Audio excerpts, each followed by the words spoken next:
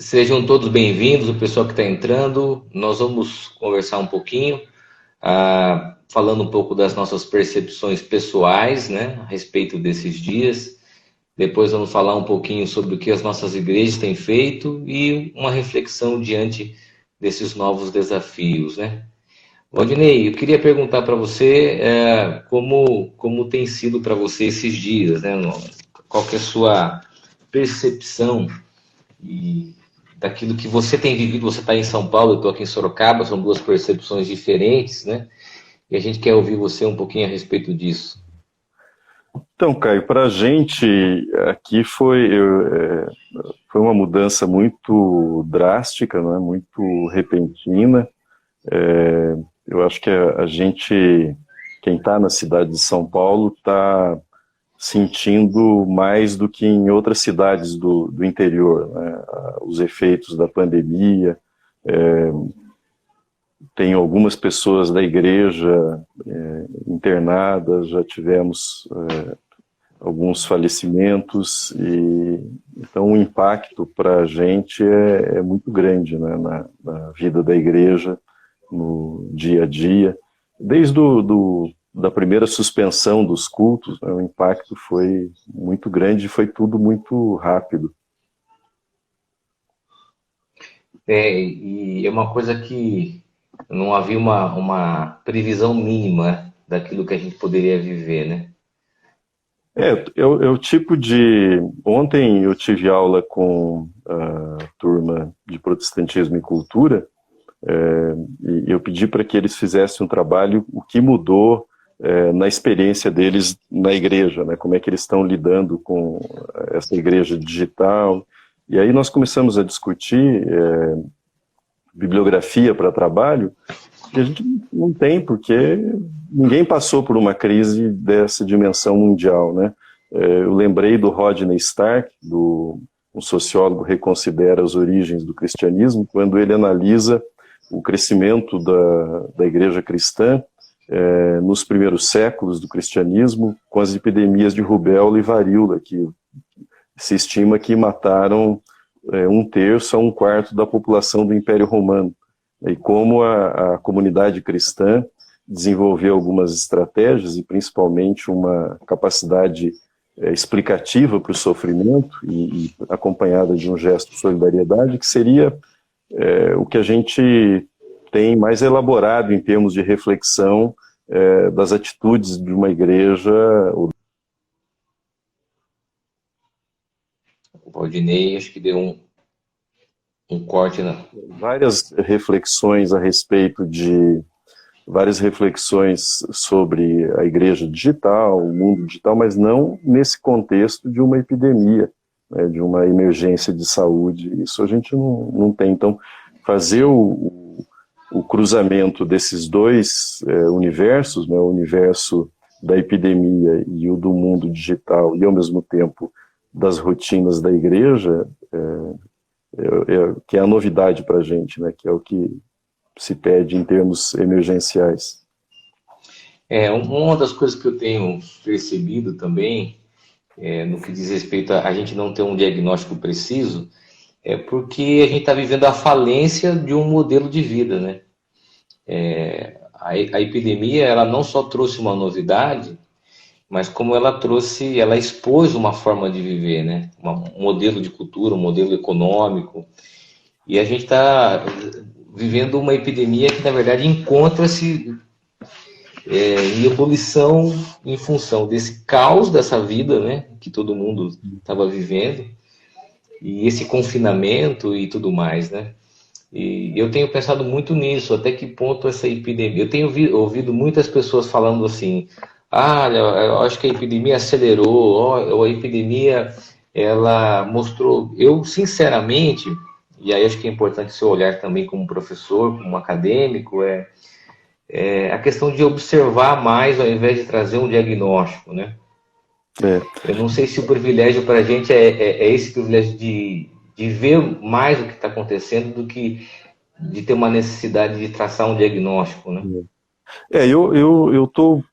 Acho que assim, as reflexões precisam ser feitas, né? A gente quer vislumbrar o que vai ser esse pós-epidemia, né? Como é que o mundo, a igreja, a sociedade vai se organizar, mas eu confesso para você que nesse momento eu estou mais inclinado a viver isso que está acontecendo, né? A realmente mergulhar nessa experiência sem muita,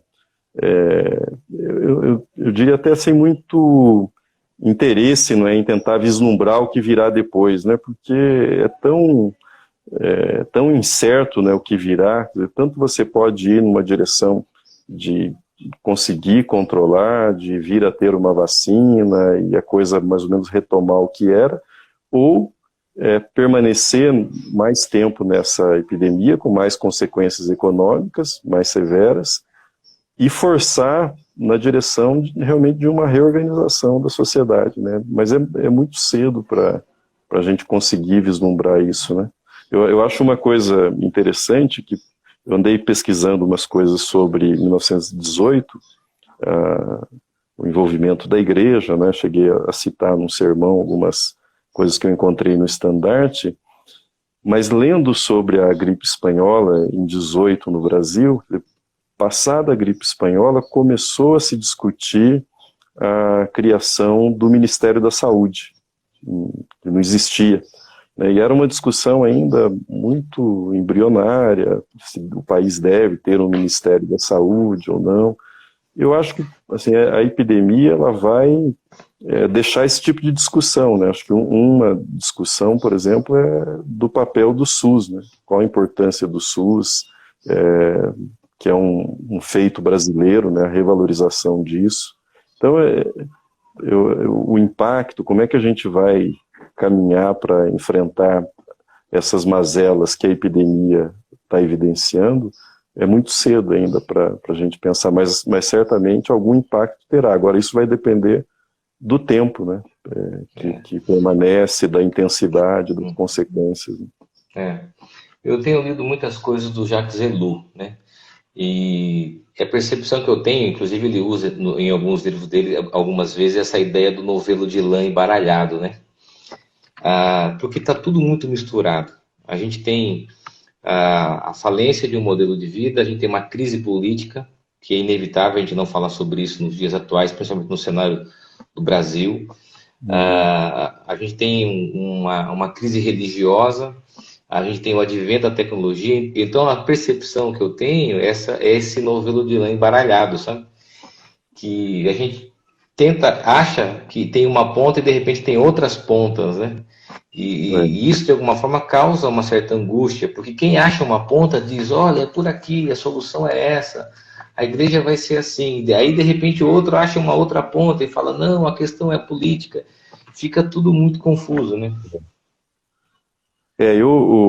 Para os alunos da nossa faculdade de teologia, ontem discutindo o trabalho com eles, eu pedi que eles fizessem entrevistas com as pessoas das igrejas às quais eles pertencem, e a gente tem alunos da IPI e de outras denominações, para eles tentarem perceber como é que as pessoas lidam com a oferta do culto online, as estratégias de pastoreio, porque uma coisa é o que os líderes, os pastores imaginam a respeito daquilo que eles fazem, daquilo que a igreja faz ou deveria fazer, né? E outra é como as pessoas percebem, né?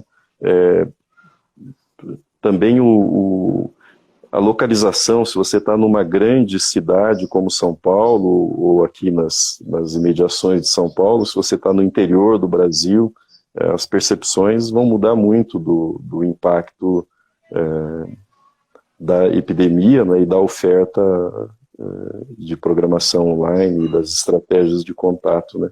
Então eu acho que vai ter muito campo para estudo, para pesquisa, para tentar entender isso antes da gente... E provavelmente não vai ter uma única resposta, né, você vai ter várias respostas, várias estratégias que funcionaram. Exato.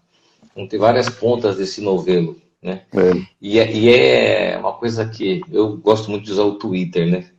E uma das coisas que sempre surge no Twitter acaba sendo uma coisa mais polêmica, tá? Eu gosto de ir mais objetiva também. é que essa questão, tem gente escrevendo já sobre isso, né? Livros sendo lançados, e essa angústia de ter respostas objetivas, práticas, pontuais, oportunistas, né? Dizendo, olha, o barco vai para essa direção, né? A gente vai encontrar essa ilha depois dessa tempestade. Eu queria que você falasse um pouco sobre isso, porque mostra uma sociedade ansiosa por respostas, mesmo que elas não sejam completas, né? Então, o que eu estou tentando fazer é mergulhar na experiência realmente desse momento, né? A gente tem vivido um momento de muita tristeza, muita apreensão, né? A igreja continua fazendo as coisas que ela sempre fez, né? Em termos de assistência social, algumas coisas aumentaram. As pessoas da igreja, diáconos e outros que estão envolvidos com essa área mais diretamente, estão lutando bastante porque a demanda das pessoas, as necessidades aumentaram, não só a necessidade material, né, de alimento, de recursos materiais, mas necessidade de apoio, de oração, de entender o que está acontecendo. Mas, por outro lado, eu fico, às vezes, temeroso que a igreja seja oportunista de usar esse momento para fazer propaganda de si, não é, e do papel dela e do que ela fez, né? Eu estou muito na minha cabeça com chorar com os que choram e se alegrar com os que se alegram, né? Eu acho que a igreja ela não pode se colocar à parte disso, né? As pessoas estão apreensivas, as pessoas não sabem para onde ir, a igreja também está apreensiva e a igreja não sabe para onde ir, né? Ela é parte de tudo isso, né? Eu acho que isso é mais franco, né, do que... nós sabemos que a igreja vai sobreviver, a igreja vai seguir adiante, passou por outras epidemias, isso é óbvio, né? Mas ela precisa mergulhar nesse momento, né, sem ficar tão preocupada com qual é a estratégia que ela tem que seguir para ter mais resultado e fazer com que a sociedade perceba a relevância dela, a importância dela, né? Isso me preocupa, né? Esse tipo de leitura que você menciona, né, que as pessoas começam a fazer dos caminhos para depois disso, né, das saídas e do que vai ser feito. É mais ou menos como quem acompanha a mídia esportiva, eles brigam, né, os jornalistas, para saber quem deu o furo, né, da notícia esportiva, né, da contratação e tal. E parece que há uma corrida, principalmente nas plataformas digitais, de pessoas dizendo assim, olha, vai acontecer isso, para que quando aconteça, diga assim, olha, eu disse que iria acontecer isso. Os profetas online, né? Agora, falando de uma forma daquilo que as pessoas estão ouvindo a gente, acho que seria interessante você compartilhar um pouquinho a respeito do que vocês têm feito aí na catedral, né, na primeira IP de São Paulo, e a gente conversou aqui um pouquinho sobre isso também, de partilharmos essas experiências. Muitas pessoas que estão ouvindo a gente são pastores, pastoras, né, líderes, e que estão também nessa angústia, né? Nós já vínhamos aqui, Caio, desde 2008, nós demos os primeiros passos para começar a transmitir os cultos pela internet, né, com muitas dificuldades técnicas, e passamos já por várias fases, né? O que eu percebi desde quando nós começamos a fazer a transmissão é que justamente as pessoas idosas da igreja se beneficiavam dessas transmissões, porque sempre tinha alguém em casa que conseguia conexão e as pessoas acabavam acompanhando a vida da igreja com as transmissões. E também aquelas pessoas que, por conta do trabalho, têm muita mobilidade, estão sempre viajando e conseguiam acompanhar a vida da igreja, né?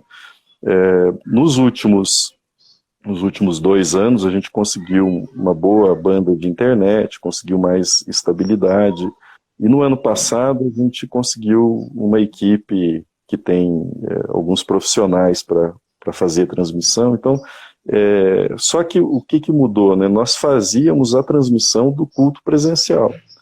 né? Com a interrupção do presencial, nós tivemos que passar a fazer um culto online, né?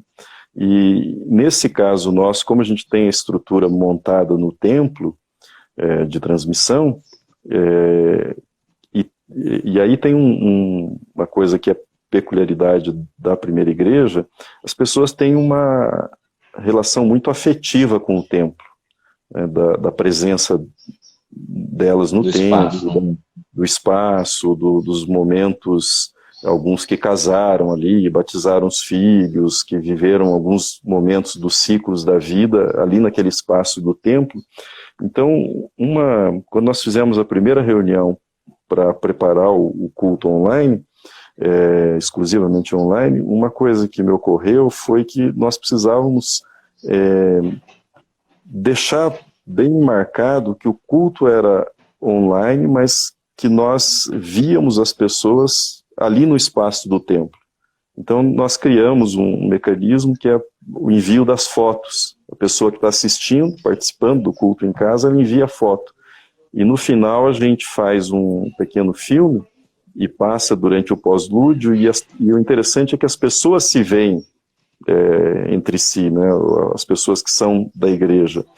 E a gente vem a cada domingo com um aumento da frequência, né, do número de pessoas conectadas simultaneamente e também o número de pessoas, de visualizações.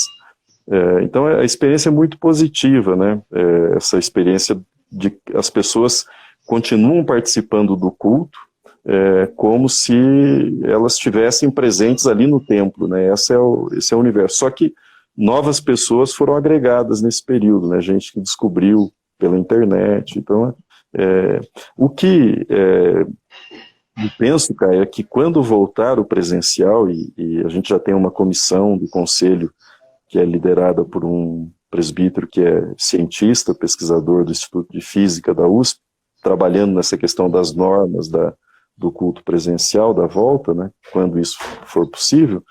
Mas hoje, e eu falei isso na última reunião que nós tivemos do conselho, eu acho que a volta não vai ter mais como a gente... Porque antes nós fazíamos o culto nos dirigindo aos que estavam presentes no templo. E tinha lá um momento que a gente fazia saudação quem estava acompanhando pela internet. Essa barreira entre quem está presente no templo e quem está no virtual, ela se desfez agora. Nós vamos, daqui para frente, conduzir o culto falando de modo igual com quem está no templo e quem está na internet, né? Para mim isso é uma novidade, né? Provavelmente outras pessoas já fizessem isso antes da pandemia, né? Mas para mim isso é uma novidade. O que eu tenho proposto assim de linguagem, era muito comum a gente ouvir pastores dizendo o virtual e o real, né? O real e o virtual, né? Colocando essa questão da existência física como realidade e a questão da virtualidade como uma coisa irreal. Hoje adentrou essa linguagem do presencial, né, e daquilo que é online. Então, assim, eu acho que essa é uma linguagem nova que a igreja vai ter que acostumar. Entre encontros presenciais, e isso vai ser uma nova linguagem. Não mais virtual e real, mas presencial e online. São formas diferentes de presença, né? Mas as pessoas estão presentes, né? E vocês têm feito alguma coisa também no que diz respeito a algumas estratégias de cuidado, alguma ação solidária? O que nós fizemos, o Ministério de Ação Social e Diaconia continua o trabalho com a população da região central, que é assistida, né, distribui cestas, aumentou a procura. Há um projeto da igreja, da Fundação Mary Spies e da Associação Cristã de Moços, que atende pouco mais de 100 famílias, 140 famílias, no sistema de reforço escolar, e que agora essas crianças têm almoço e café na igreja, né? Então, como isso não está sendo feito na igreja, os alimentos estão sendo distribuídos para essas famílias também. Então, esse é um trabalho que a igreja continua sendo feito para fora, né? E internamente, o Ministério Diaconal se organizou para ligar para as pessoas idosas, para saber se estavam precisando de alguma coisa, se precisava de alguém para fazer compra. O Ministério da Comunicação da igreja fez um levantamento desses serviços de entrega em casa, né, de compras, e fez isso circular também entre as pessoas. Então tem esse tipo de mobilização, né, mas o que a gente nota é que um dos efeitos foi que as pessoas da igreja estão se falando mais, né? Não se falavam tanto numa outra condição de normalidade, agora estão se falando mais, né? Agora, no próximo domingo, a gente vai estrear uma nova ação no culto online, que é terminado o culto, a gente vai ter uma sala de bate-papo para os visitantes se apresentarem, e um pastor vai coordenar essa conversa com os visitantes, né? Porque a gente tem recebido muita gente nova no culto online, e a gente quer testar essa estratégia de ter uma sala para receber essas pessoas após o culto, e provavelmente evoluir para uma sala de oração, para uma sala para novos membros, e coisas nesse sentido, né? Porque a gente percebeu que o envio da foto tem funcionado para fortalecer esse vínculo de pertencimento, mas ele funciona entre os que já se identificam com a igreja, né? Mas a gente precisa conhecer os novos, né? E há muita gente nova, né, de outras cidades, estados, que tem participado dos cultos. Eu tenho conversado bastante a respeito dessa ideia da membresia, né?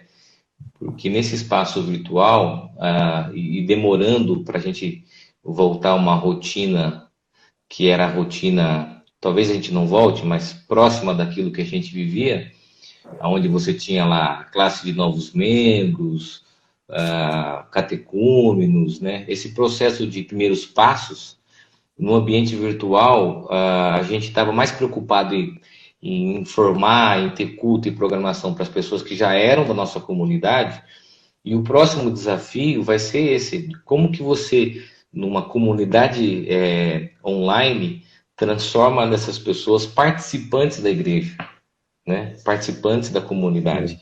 Então, é através da segmentação, através de estratégias como essa, através de abordagens, né, individuais, contatos que a gente chama de segmentados, que demonstrem cuidado, que demonstrem atenção, né? Eu tenho dito isso, Valdinei, que a gente precisa compreender que no ambiente online você não tem só a comunicação para grande audiência. Esse é um equívoco de muitos pastores. Eles não entendem que você pode online segmentar. Você ter o cuidado individual, cuidado de grupos. Você pode atuar em grupos distintos e, inclusive, numa grande audiência pública, né? E esses movimentos a gente vai ter que aprender a lidar. Né? Nós vamos ter que aprender.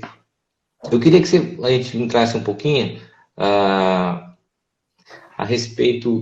O Cleiton fez uma pergunta, Cleiton, eu vou retomar sua pergunta, mas no final. De uma forma. É difícil falar de forma prática, porque é uma reflexão, né?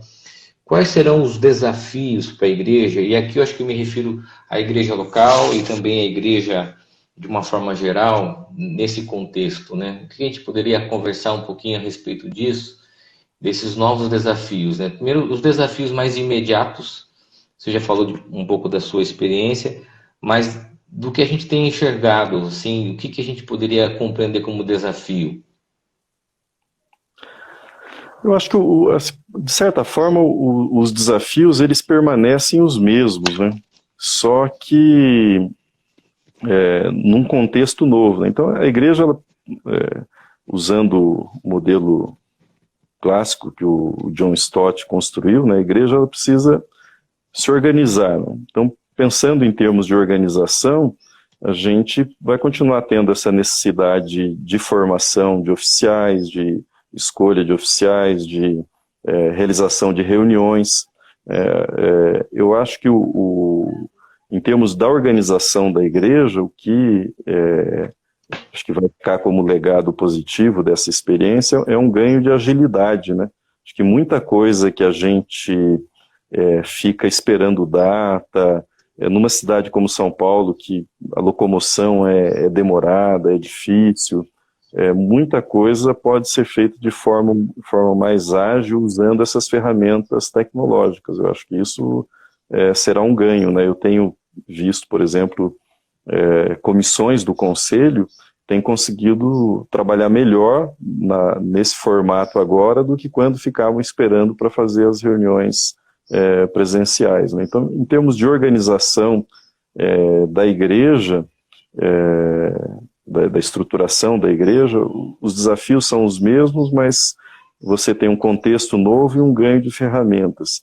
Eu acho que um desafio grande que dependendo do tempo que dure a epidemia e os seus efeitos, é o desafio da convivência, né? Daquele tipo de convivência que você tem mais informal, que as pessoas ficam no pós-culto, acabam se conhecendo, batendo papo, realizando acampamento, né? Por exemplo, nós tínhamos no final de março um evento marcado no qual vão desde líderes da igreja a novos membros, né? É um evento muito bom para a integração, para as pessoas se conhecerem.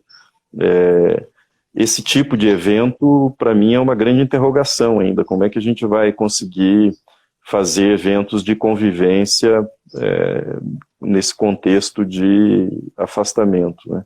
Então, esse desafio da estruturação da igreja, eu acho que continua.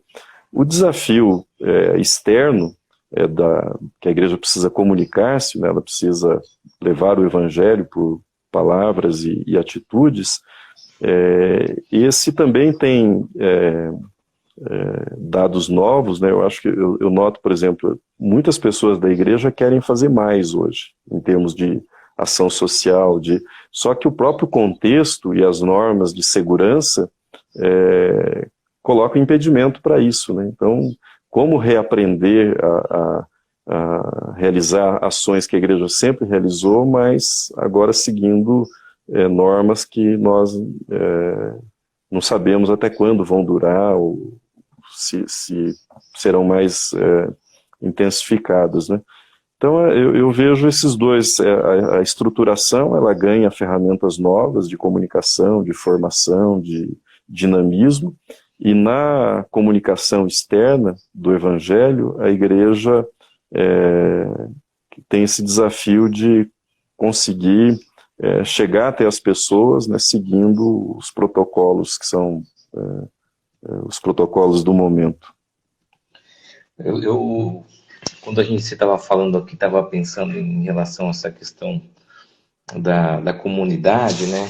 Eu percebo que a gente tem falado muito sobre relevância, né? Alguns líderes, eu acho que é importante, eu mesmo já falei do quanto a igreja ela é relevante para a sociedade, o quanto ela vai precisar ser mais ainda relevante na sociedade, mas eu penso que antes de chegar nesse movimento sociedade, um dos desafios da igreja vai ser em ela ser relevante para as pessoas da própria comunidade.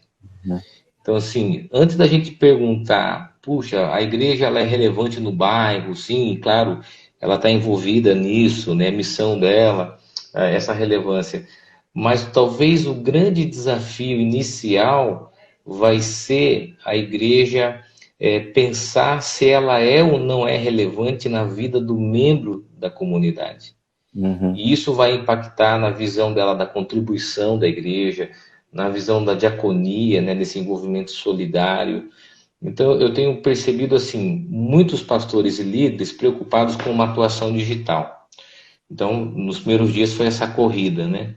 E depois de um engajamento com os temas da cidade, são louváveis, faz parte da missão da igreja, ser sal e luz.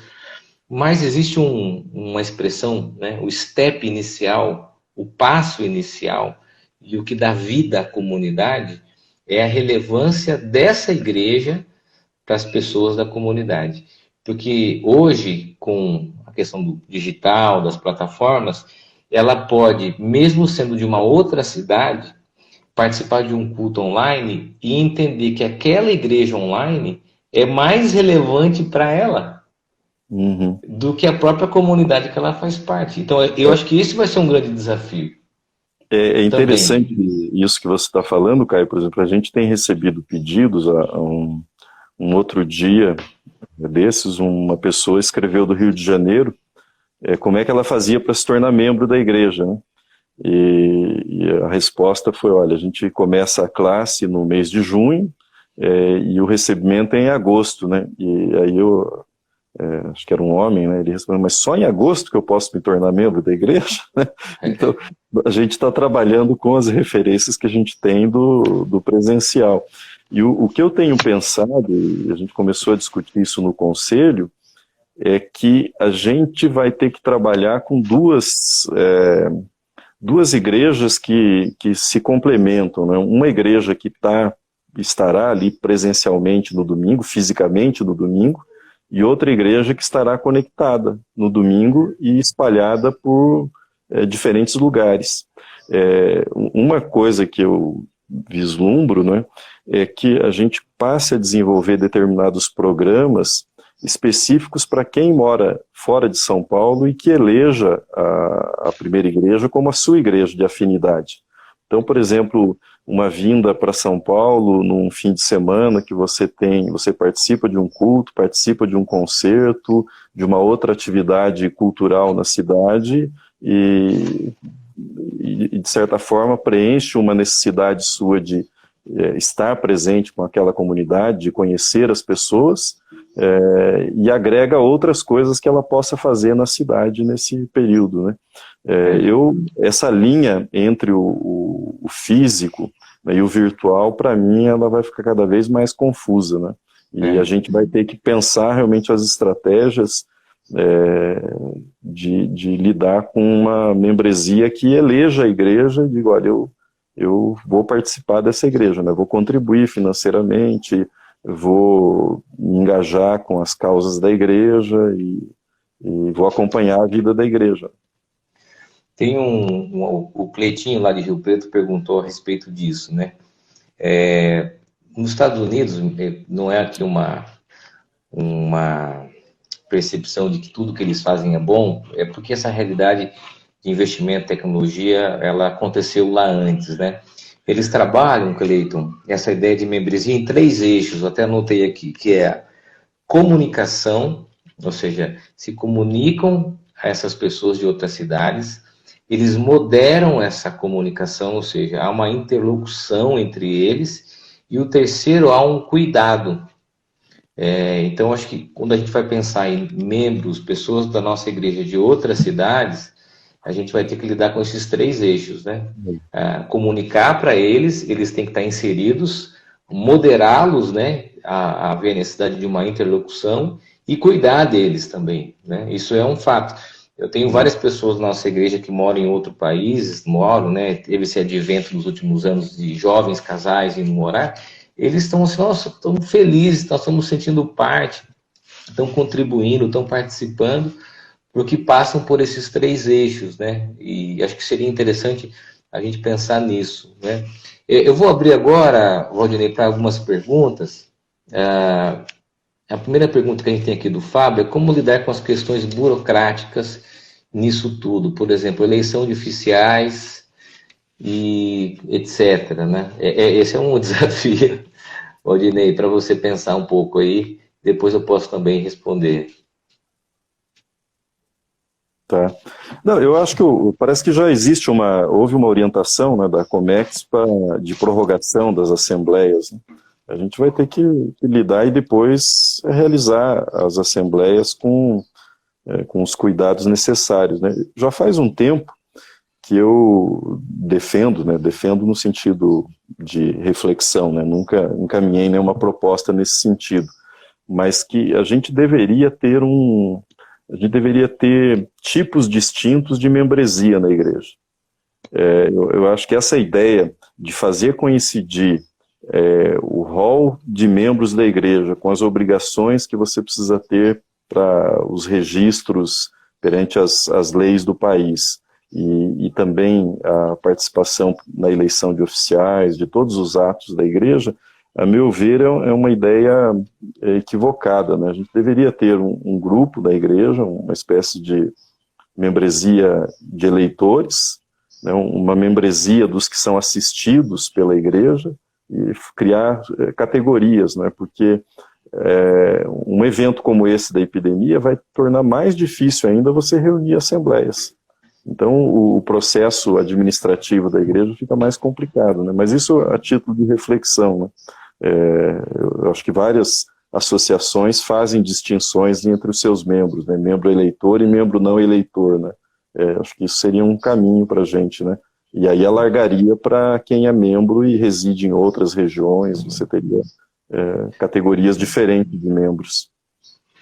O Fábio, ele até completou aqui, dizendo que era em relação a esses locais distantes, né? Então, a sugestão seria essa. A Comex tem tomado decisões rápidas, até isso que o Valdinei falou em relação à agilidade, a nossa igreja, em período curto, aí, avançou em várias pautas, né? Como aprovação de reunião online e algumas coisas, e a gente percebe que a direção da igreja está atenta a isso, a essas novas estratégias, né?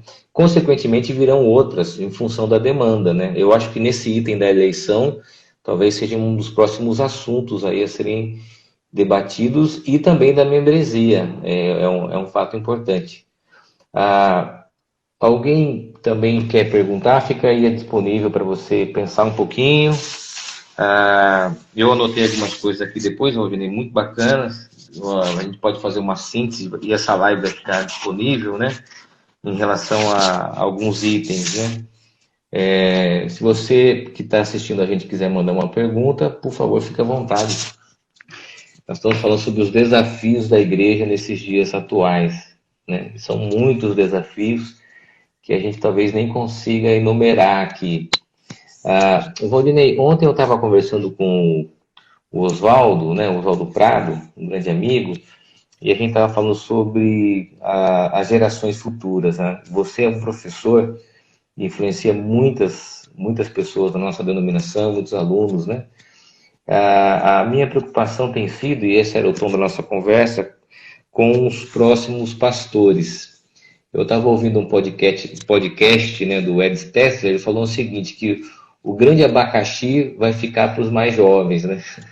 Daqui 10, 15 anos ou 20 anos, eles vão ter aí um grande desafio. Como que você poderia, talvez, trazer aí de orientação, de reflexão para os pastores mais jovens que estão vendo que vão ter que surfar essa grande onda, né, pós-Covid-19? Eu acho que assim, uma coisa importante, né,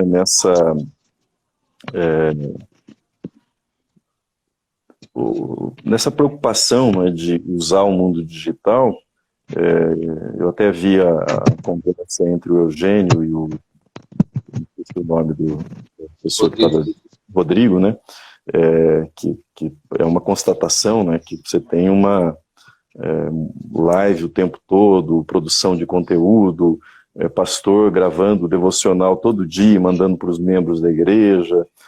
Nós aqui adotamos, né, que a gente usaria os recursos para fazer as coisas que nós fazíamos antes, mas a gente não ficaria agregando mais coisas. Eu acho que uma coisa importante é que você precisa, você igreja, né, nós igreja, precisamos prover os membros da capacidade com as disciplinas espirituais, né, de leitura da palavra, de oração, de comunhão com Deus, e esses recursos são recursos adicionais, os recursos digitais.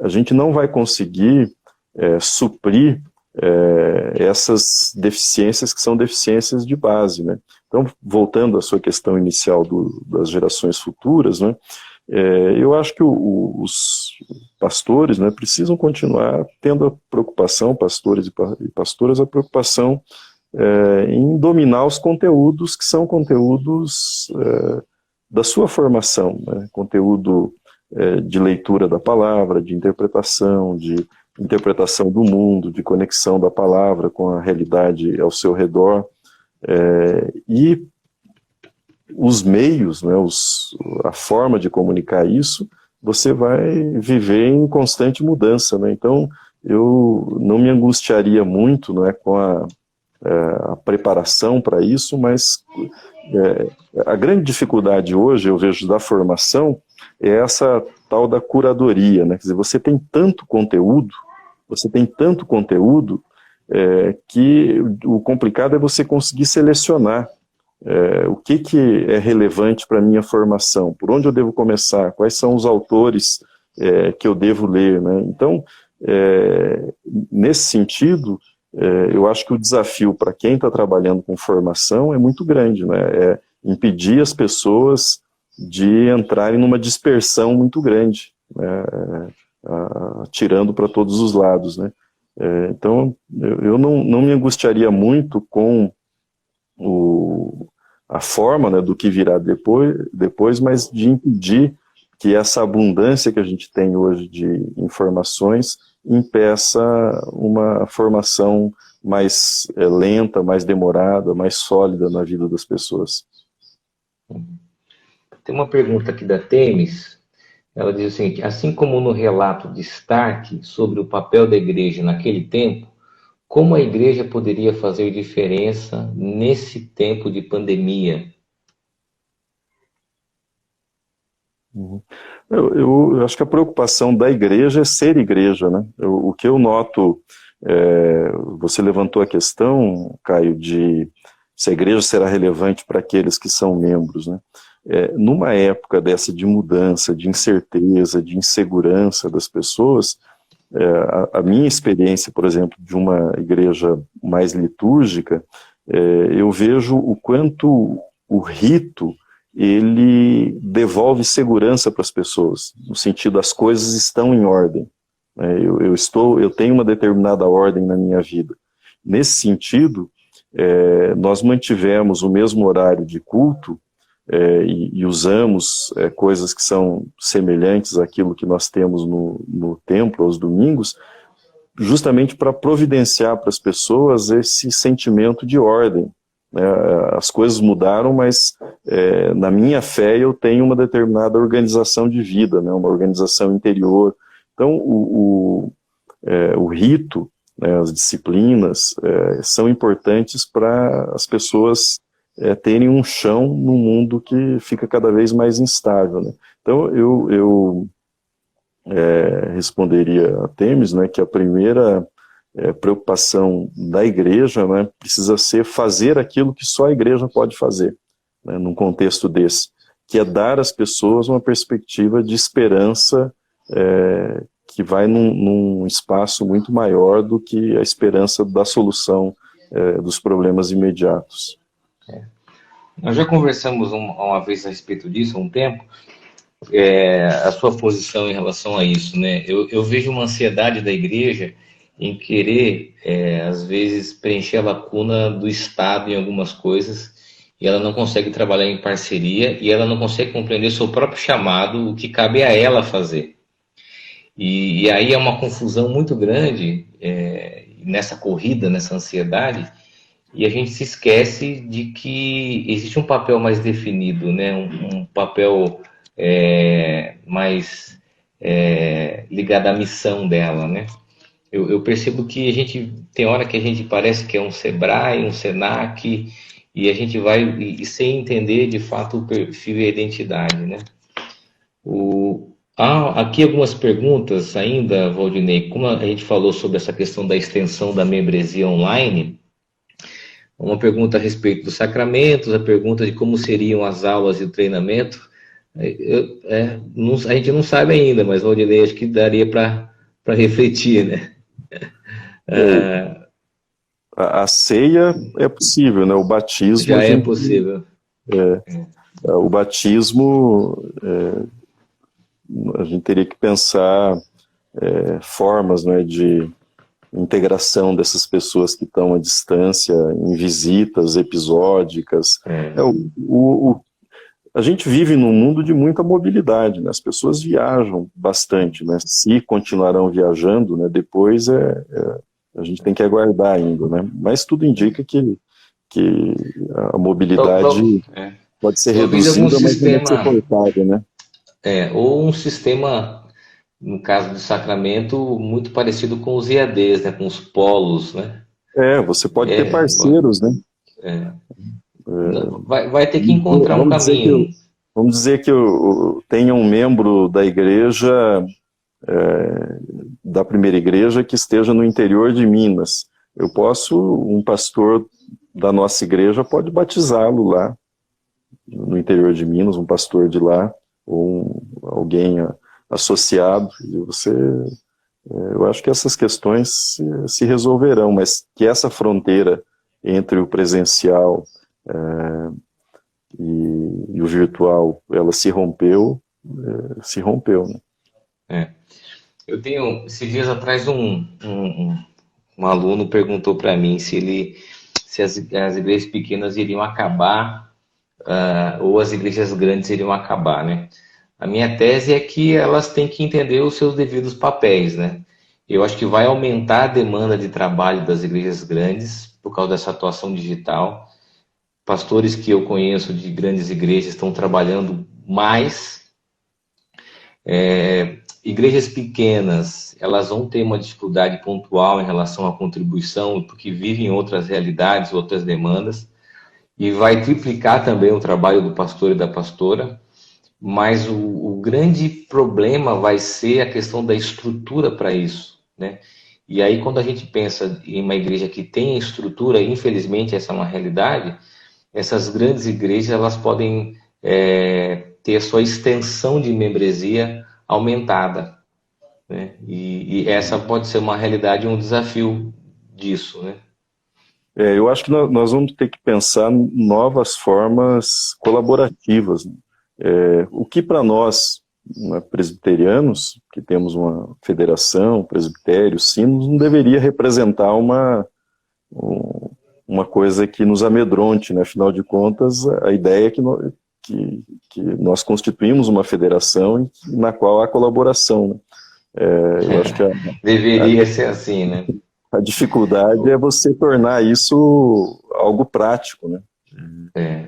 O Valdinei, o Drogo, seu aluno aí também, Eita, está dizendo assim, saudações. percebo que um momento de crise como esse faz com que as pessoas se tornem mais críticas quanto à qualidade de serviços prestados. A igreja precisa oferecer um culto online com qualidade e também ações de cuidado e acolhimento com qualidade. Sim, os pastores se sentem perdidos e sobrecarregados por estão tendo que trabalhar mais. O Drogo, nós vamos ter uma live no CTPI semana que vem. Eu vou falar sobre isso, sobre esse tema, sobre essa readequação de agenda pastoral, né? De lidar com essas demandas, tanto de demandas próprias, demandas da igreja e demandas da cultura. Porque se a gente entra sem nenhum tipo de filtro e senso crítico, a gente é tragado mesmo. Precisa ter um senso crítico. Aí a pergunta é o seguinte: em áreas que há pouca gente disponível, como os pastores, aqui é a pergunta, Valdinei, como os pastores podem atuar ou recrutar melhor pessoas nessas áreas novas?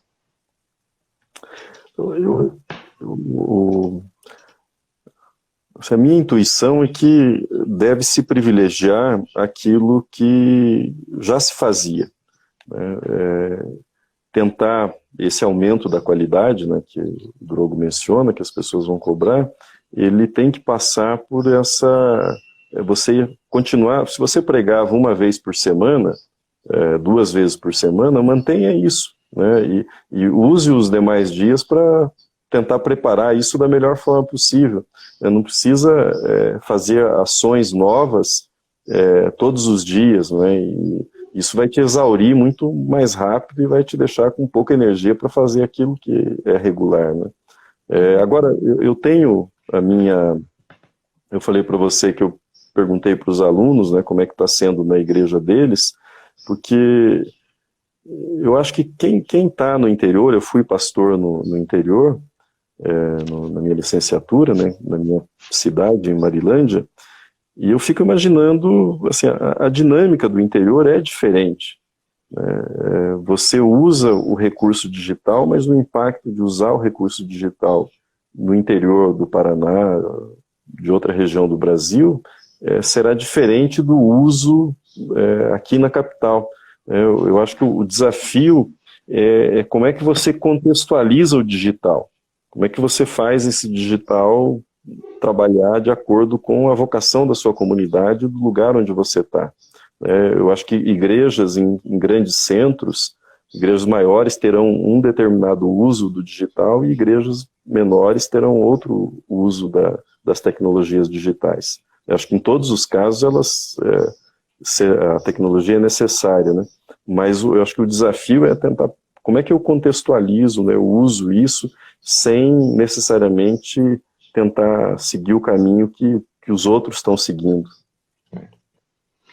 A Joyce está perguntando em relação à questão da comunhão dos relacionamentos, em relação à questão da membresia, né? Acho que foi um dos temas que o pessoal mais se identificou. E o Luiz Carlos também está falando sobre a possibilidade, né, disso tudo, como que fica a instituição se não prejudica mesmo. O que eu posso responder para os dois é assim, é um desafio. O que a gente está dizendo que não é uma coisa só boa, que com certeza e consequentemente virão desafios em função disso, né? É um diagnóstico da cultura e de uma realidade que já acontece, né? E a igreja vai ter que responder em relação a isso, né? Eu queria falar uma coisa em relação a até essas duas perguntas, interagir um pouco com você, Valdinei, é a minha percepção, né? A gente sofre um pouco, há algumas angústias quando a gente fala de mudanças como essa mudança de membresia, né? Mas, ao mesmo tempo, eu vejo isso como uma coisa positiva, porque talvez é um dos poucos momentos históricos onde a igreja está sendo exposta às mesmas mudanças que todos os segmentos da sociedade. Então, não é só a igreja que vai ter desafio com a membresia, é a escola do meu filho que está tendo dificuldade com os alunos para dar aula em EAD. Então, acho que nesse ponto, a gente sempre reclamou que a igreja era demorada nas mudanças, né? Lembra a discussão de instrumentos musicais, de temas teológicos, e de repente a gente está no mesmo local. A gente está sendo exposto ao mesmo desafio. Então, essa questão da membresia, questão dos cultos, se você perguntar para quem tem uma escola, um professor de faculdade, para alguém que trabalha em qualquer outro segmento da cultura e da sociedade, eles também estão expostos às mesmas mudanças, né? Queria que você falasse um pouquinho sobre isso, Valdinei. Eu sempre digo, né, que as pessoas escolhem a igreja. A Bíblia diz, não fosse vós que me escolhestes, né, Jesus diz em João, mas fui eu que vos escolhi, né, então a gente não pode confundir a eleição que Deus faz das pessoas, não é, com a eleição que as pessoas fazem da igreja, né, e pegando lá a primeira definição do John Locke, 1600 e alguma coisa, perto já de 1700, ele diz que uma igreja é uma associação livre, na qual as pessoas entram e nela permanecem enquanto encontram razões para isso. Então, esse trabalho, que às vezes a gente bate muito, da identidade, da fidelidade, as pessoas vão permanecer na igreja se elas encontrarem motivos para isso. A gente não... Eu brinco, às vezes, com os alunos, eu digo, no começo do meu ministério, eu ficava muito chateado quando saía uma pessoa da igreja, né, às vezes tomava um pouco até como pessoal, né, não gostou do pastor, né, saiu.